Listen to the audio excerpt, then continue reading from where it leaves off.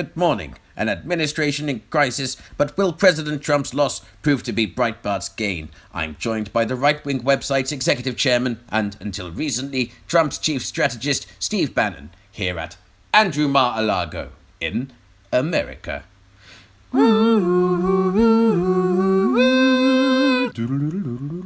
Joining me for a quick roundup of the papers are veteran left-wing Senator Bernie Sanders and legendary director turned Twin Peaks star David Lynch.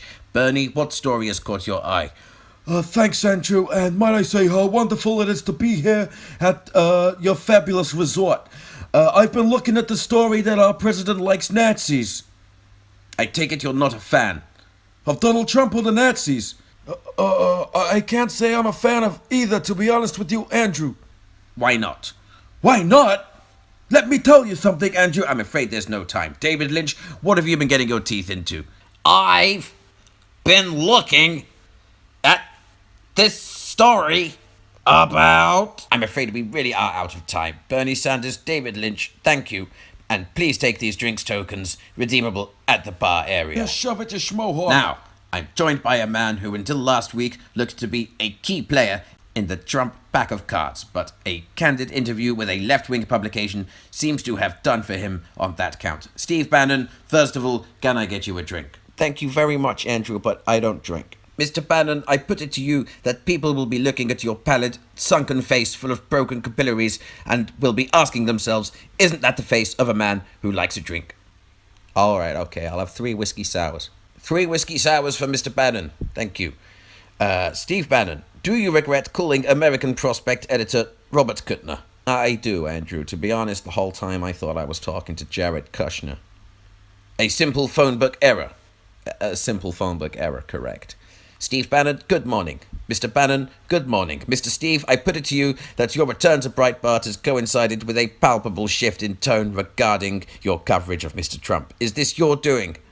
You mean the troops in Afghanistan coverage? Yeah, that was me. Speak up, please. You know, I had high hopes for Donald's uniquely confused brand of ethno-nationalist dog whistling, but it's become increasingly clear to me that his military concerns will, shall we say, supersede any decisive action on domestic issues of race and the insidious evil that is identity politics.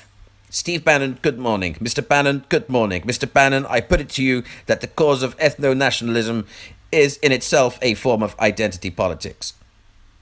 Are you calling me a fag?